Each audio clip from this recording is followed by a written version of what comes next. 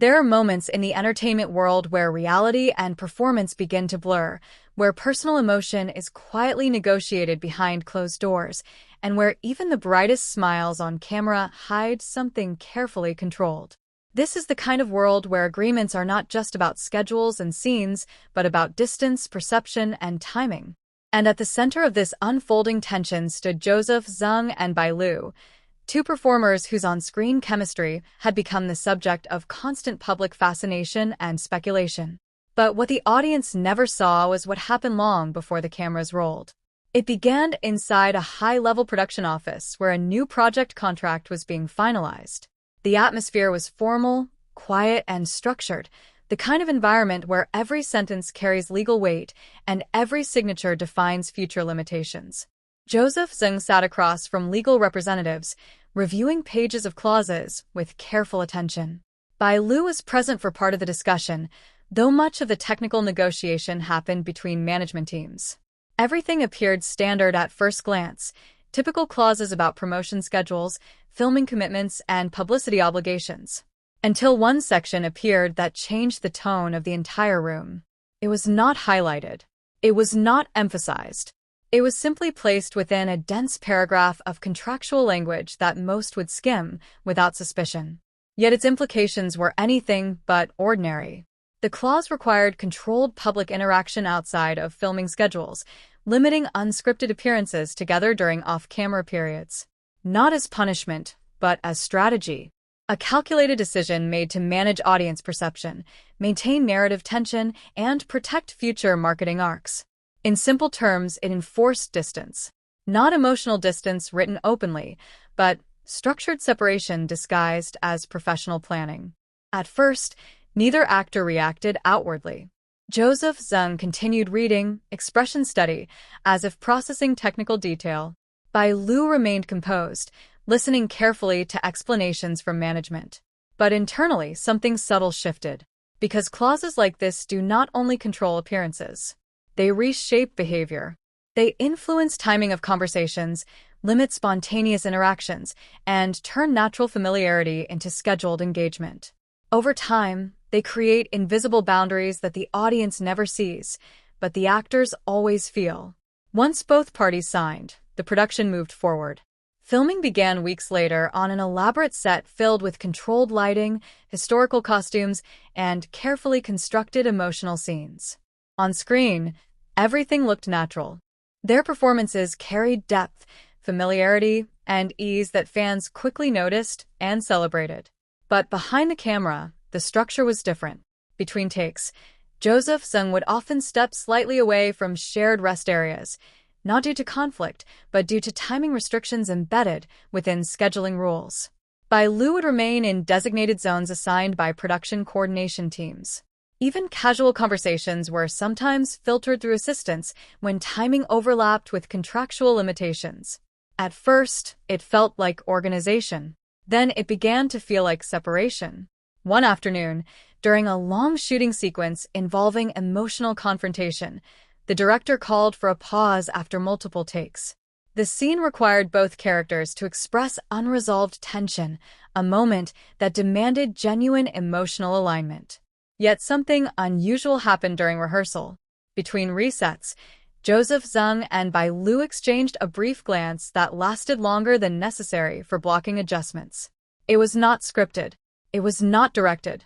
It was simply human awareness breaking through structured limitation. A crew member later described the moment as quiet but charged, like two frequencies briefly aligning before being pulled apart again. Immediately after, assistants guided them back into position boundaries as per production protocol. Not harshly, not dramatically, but efficiently, as though resetting emotional spacing was part of technical workflow. What made it more striking was not rebellion, but compliance. Both actors continued working within the framework, respecting timing gaps, adjusting movement, and maintaining professional discipline. Yet, anyone observing closely could sense the underlying awareness that their interaction was being shaped by something beyond performance direction. During breaks, Joseph Zeng often remained near script review areas rather than in formal gathering spaces. Bai Lu focused on preparation notes or dialogue refinement with coaching staff. Conversations were minimal, not due to avoidance, but due to structural separation embedded in workflow expectations. Even so, moments of natural overlap still occurred. Once, while passing through a corridor between set locations, their paths briefly aligned without assistant's intervention. There was no dialogue at first, only a shared pause that felt longer than the physical space required. Then Bai Lu offered a small acknowledgement, a simple professional exchange that carried more weight than its simplicity suggested. Joseph Zeng responded in kind. Then they continued moving in opposite directions, as scheduled. To an outsider, it was nothing. To those aware of the contractual framework, it was everything. Because it revealed how structured distance does not erase connection, it simply reorganizes it. As filming progressed, the production team adjusted workflows to optimize efficiency within contractual boundaries. Scene arrangements were carefully scheduled to reduce unnecessary overlap outside shooting requirements. Promotional appearances were planned with precise timing windows. Everything functioned smoothly on the surface. Yet within that structure, emotional rhythm became segmented.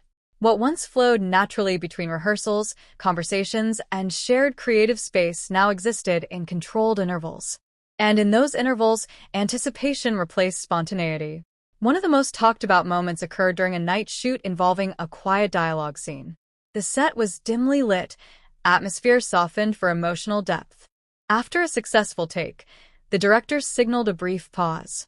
Instead of immediately separating as usual, both actors remained in positions slightly longer than required. There was no instruction, no adjustment note, just stillness. In that stillness, the presence of the contract was almost invisible, yet deeply felt. Not as paper or document, but as structure shaping behavior in real time. Eventually, assistants stepped in to guide reset procedures. The moment dissolved back into professional routine. But those who witnessed it later described a strange contrast between visible performance and invisible limitation, as though two narratives were unfolding simultaneously in the same space. By the end of production phase, the clause itself was never publicly discussed. It remained part of internal documentation, unseen by audiences, unmentioned in interviews, and absent from promotional storytelling. Yet its influence lingered in subtle patterns of behavior, timing, and interaction design. And perhaps the most fascinating aspect was not restriction itself, but adaptation. How two performers learned to navigate emotional expression within structured boundaries without breaking professionalism, and how silence between moments sometimes carried more meaning than dialogue itself. In the end, the audience would only ever see the final product, polished scenes, carefully edited interactions, and seamless chemistry on screen. But behind that illusion of ease was a carefully constructed framework where distance was not accidental, but intentional. And within that distance, something more complex than separation quietly existed. If you want more cinematic fictional breakdowns like this, stay connected for deeper behind-the-scenes style narratives that reveal the unseen structures shaping the stories audiences think they already understand.